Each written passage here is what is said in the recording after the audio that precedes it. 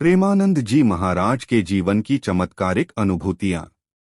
स्वामी प्रेमानंद जी महाराज ने अपनी चमत्कारिक अनुभूतियां के बारे में बताते हुए कहा कि जब वो दिन में 2 बजे के समय गंगा किनारे थे तभी उन्हें अचानक से एक अलग तरह की दिव्य सुगंध आई और आज तक वैसी सुगंध का आभास उन्हें नहीं हुआ है। जैसे जैसे ये सुगंध अंदर उनके शरीर में प्रवेश करी वैसे नशा सा हो गया और उसके बाद उन्हें लेटे लेटे गंगा दर्शन हुए और इस दौरान उन्होंने देखा कि दिन में श्वेत वस्त्र धारण करके और श्वेत जटाधारी एक चीज उनके पास आई और मेरे मस्तक पर हाथ लगाया। ये उनका जीवन में पहला दिव्य अनुभूति थी।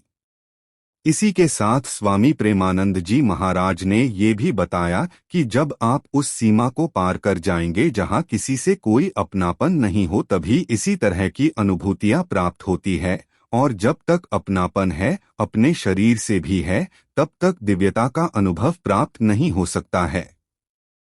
महाराज ने बताया इस तरह होगी श्री कृष्ण की प्राप्ति। वहीं प्रेमानंद जी महाराज ने भी बताया कि जिस दिन श्री कृष्ण बन जाओगे उस दिन श्री कृष्ण की प्राप्ति हो जाएगी और तभी श्री कृष्ण से साक्षात्कार होगा। प्रेमानंद जी महाराज ने ये भी कहा कि वृंदावन तो चमत्कार का समंदर है, फिर यहाँ किसी को समझने की जरूरत नहीं पड़ती है, फिर तो उसे प्रभु के नाम का ही नशा हो जाता है।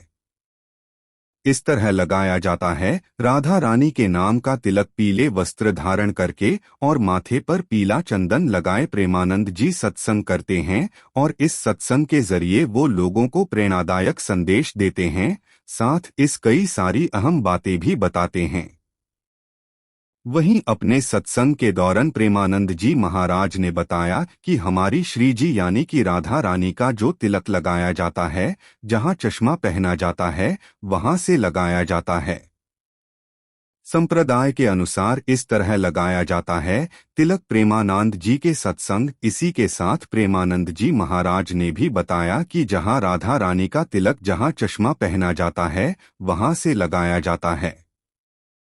तो वहीं उन्होंने बताया कि घोड़ेसवार संप्रदाय में तुलसी की रचना हो जाती है, इसलिए इस संप्रदाय का टीका यहाँ से लगाया जाता है।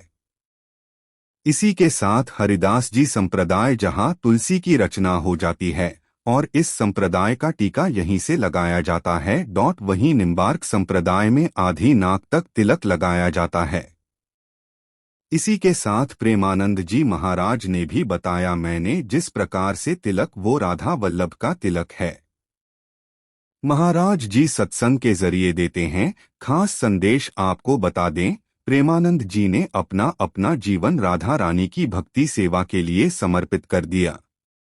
वृंदावन वाले श्री प्रेमानंद महाराज जी जो पीले वस्त्र धारण करते हैं और श्री प्रेमानंद महाराज जी सत्संग करते हैं और अपने सत्संग के जरिए लोगों को जिंदगी जीने के खास संदेश देते हैं। वहीं महाराज प्रेमानंद जी के दर्शन करने के लिए उनके भक्त देश विदेश से वृंदावन आते हैं। महाराज जी की दोनों किडनी खराब है लेकिन वो भगवान का स्मरण करना नहीं भूलते हैं। वो सुबह 2 बजे उठकर वृंदावन की परिक्रमा, उसके बाद संकीर्तन, राधा वल्लभ और बांके बिहारी जी के दर्शन और परिक्रमा जरूर करते हैं। साथ ही वो सत्संग भी करते हैं। महाराज ने बताया कृष्ण नहीं हैं काले। दरअसल श्री प्रेमानंद महाराज जी के दरबार में एक बालिका ने महाराज जी से सवाल किया कि राधा रानी गोरी और कृष्ण काले क्यों हैं। वहीं इस सवाल का जवाब देते हुए महाराज ने कहा कि कृष्ण काले नहीं है, वो इतने सुंदर है कि गोरी किशोरी जी भी उनके सामने छोकरी बनी हुई हैं और राधा इतनी गोरी है कि कृष्ण उनके छोकरी बनी हुई है। इसी एक साथ महाराज ने कहा कि दोनों एक दूसरे के रंग में रंगे हुए हैं।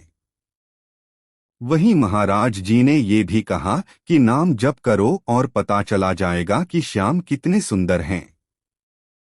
महाराज ने बताया उन्हें हुए श्री कृष्ण के दर्शन। स्वामी प्रेमानंद जी महाराज ने बताया कि सुबह 5 बजे समय था जब वो सुबह परिक्रमा कर रहे थे, तब उन्हें एक बालक दिखा जो कमर में हाथ रखे खड़ा था।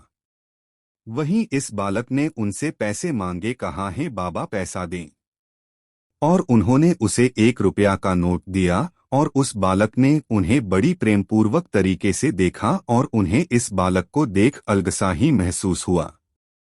वहीं इसके बाद उन्होंने उकसे साथ परिक्रमा कर रहे महाराज से पूछा कि यहाँ पास में कोई गांव है। उन्होंने कहा हाँ, यहाँ से 2 किलोमीटर के आसपास एक गांव है, जातिपुरा है। वहीं उन्होंने कहा कि उन्हें एक बालक मिला तो उन्होंने बताया कि वो श्री कृष्ण थे। वहीं इसके बाद जब वो वृंदावन भक्ति दीप महाराजा मिले तब उन्होंने महाराज से पूछा कि परिक्रमा के दौरान श्री कृष्ण मिले। उन्होंने कहा नहीं मिले। तब उन्होंने बताया कि जिस बालक ने पैसा मांगा था वो श्री कृष्ण थे। वो बड़े चालिया है, वो कब किसी भी रूप में दिख सकते हैं। वो आपके साथ खेल रहे होगे, आपको पता नहीं चलेगा। वो साथ चल रहे हैं, आपको नहीं पता चलेगा। भगवान को सब पता है, वो हमें देखते हैं, हमारे साथ रहते हैं और हमारे साथ खेलते भी हैं।